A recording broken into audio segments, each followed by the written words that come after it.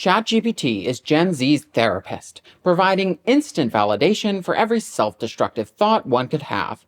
Perusing TikTok, you'll find countless videos providing prompts, which promise to transform a half-baked Silicon Valley snake oil chatbot into a qualified therapist. Unsurprisingly, even state-of-the-art large language models, or LLMs, are incapable of providing adequate mental health care. While they offer compelling responses to user statements, they frequently make mistakes, referred to as hallucinations. They can't reason like humans and are unable to respond to novel situations that are far outside the realm of the text corpus they were trained on. To cut the jargon, providing mental health care is currently beyond the scope of any LLM's abilities. ChatGPT may be great at helping computer science students cheat their way through college, but if you're in a mental health crisis, it can be dangerous to interact with. Considering that just over 13% of Americans ages 19 to 25 are underinsured, and the fact that ChatGPT Plus costs less per month than a copay to see an actual therapist, this predicament is unsurprising. In the hellscape we live in, I will never demonize anyone for using ChatGPT as a therapist, and seeing privileged TikTok yappers vilify those who are broke for using the only resource they can access for therapy makes me fume. Though I will touch upon the ethics of using generative AI, I won't judge people for using it. Rather, I would like to talk about the pitfalls of using ChatGPT for purposes it was never designed for. This poses an important question, though. What exactly was the intended use case of ChatGPT? The answer is that ChatGPT was never designed to be used by consumers. It was a public developer preview made available in November of 2022 as a proof of concept. The language model powering this developer preview was, by today's standards, weak, unsophisticated, and far too prone to errors. In fact, OpenAI was shocked when their janky tech demo went viral and garnered a large user base of ordinary people, as opposed to a small group of computer scientists. To researchers and nerds like myself, the large language model technology behind it wasn't a new breakthrough. Rather, it was a baby step towards the lofty goal of artificial general intelligence.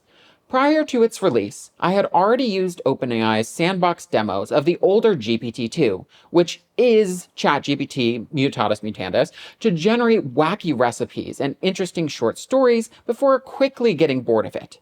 However, the vast majority of people who don't binge-watch 2-minute papers were blindsided by a technology that appeared to be conceived overnight via sorcery. Undoubtedly, the hype surrounding its release was driven by a fundamental misunderstanding of the technology on display. The chatbot acts like a thinking entity, masquerading as an accurate simulation of the human brain, but its true identity is far less glamorous.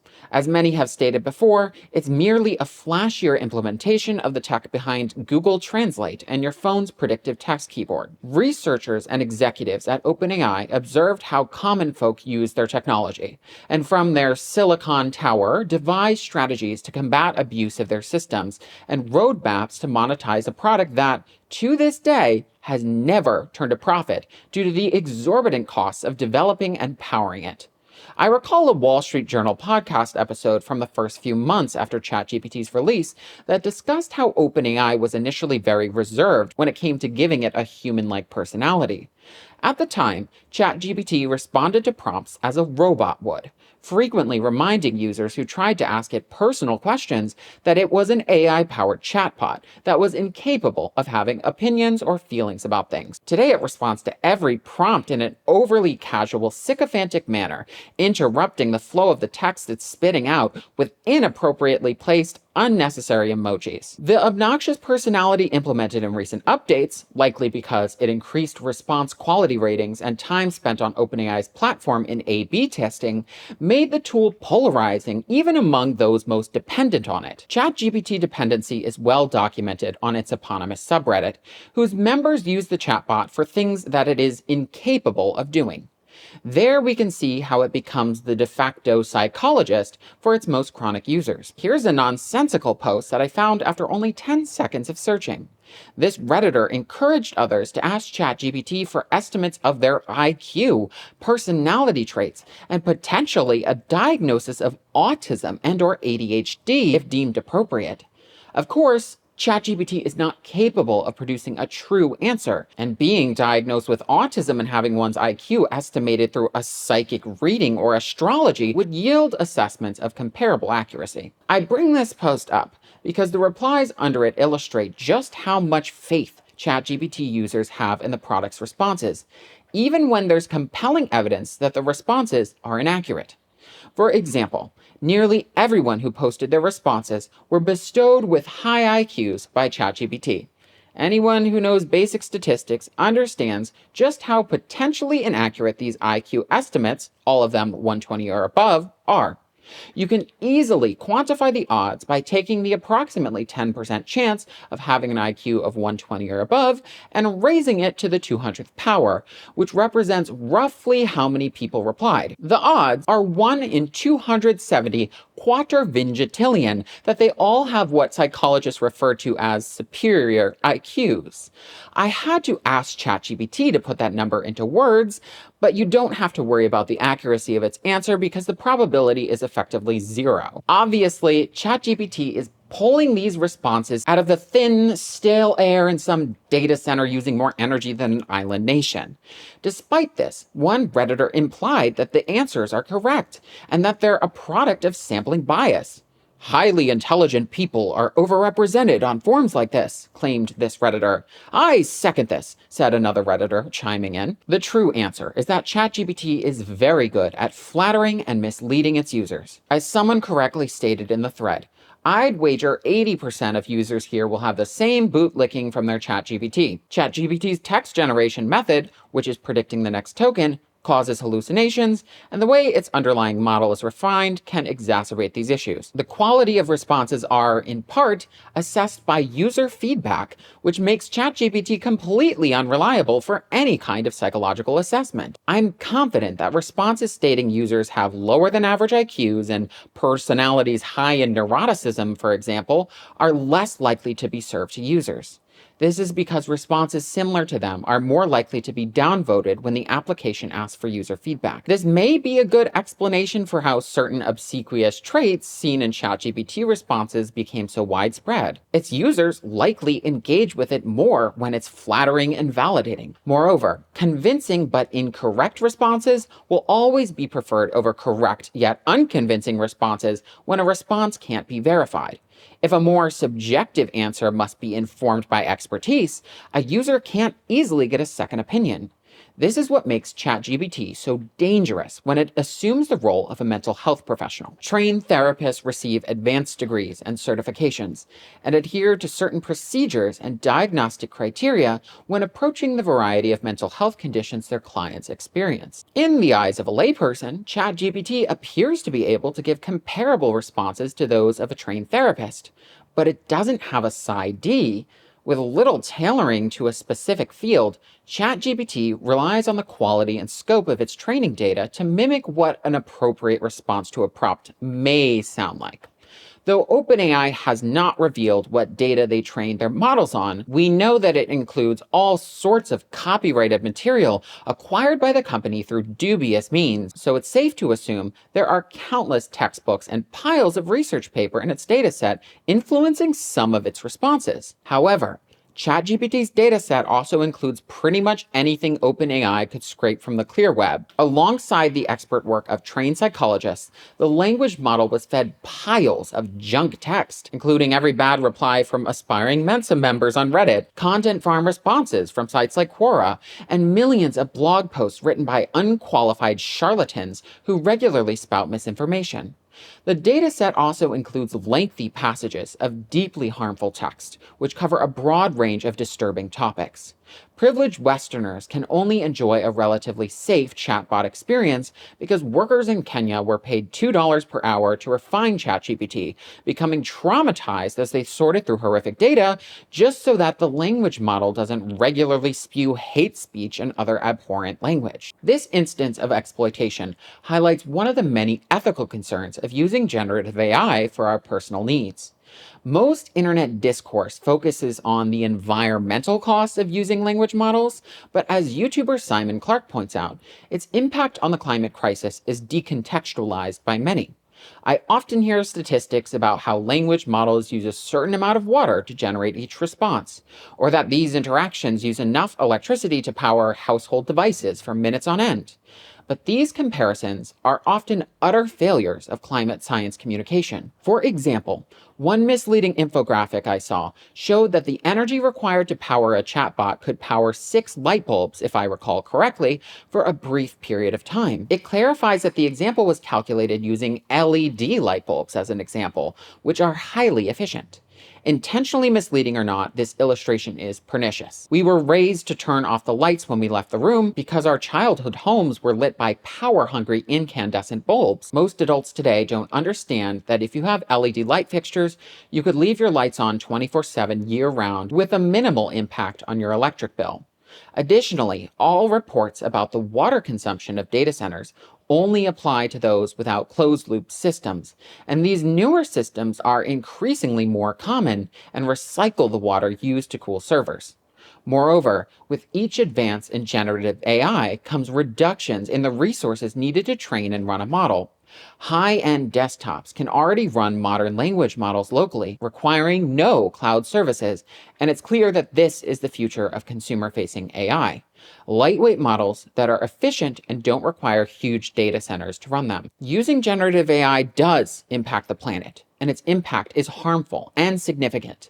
But even regular AI use only slightly wounds our climate. Watching influencers get crucified on TikTok for suggesting using AI to generate a grocery list once a week seems silly to me, when influencers go on multiple transatlantic flights per year and eat steak dinners every week because restaurants comp their food. Nobody bats an eye at these activities that inflict gaping wounds on our climate compared to the paper cuts inflicted by generative AI use. It's just not trendy to criticize these lifestyle choices, and many can't do so without being hypocritical. In my opinion, approaching AI from a climate justice perspective is crucial, but pointing to AI use as the driving force behind the climate crisis puts well-meaning, outspoken people in a compromising position.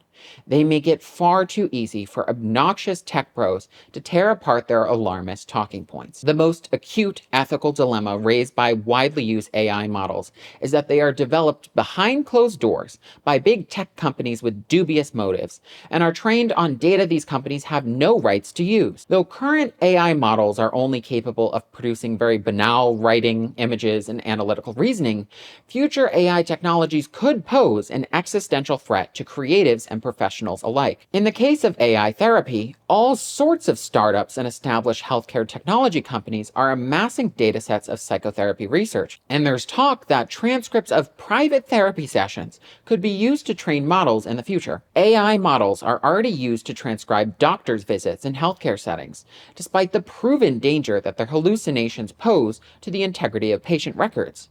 It's highly unlikely that no companies will take the next logical step in their plan to harvest and use as much data as possible. As it stands, therapists and researchers are training the software that will potentially replace them without their consent and without being compensated. Anyone who uses future AI products for therapy will be swept up in this exploitative situation. Despite this, it's difficult for me to blame individuals for causing the foreseeable problems that generative AI will create, when often they have few options other than AI for mental health care. Nobody chooses to use AI as their therapist when they have the means to see a real therapist.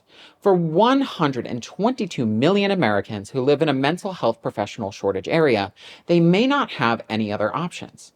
It's also worth noting that despite AI making frequent mistakes, many say it is effective and relieves their anxiety and other mental health issues. And even though this may be a placebo effect, it's still a noticeable effect people experience.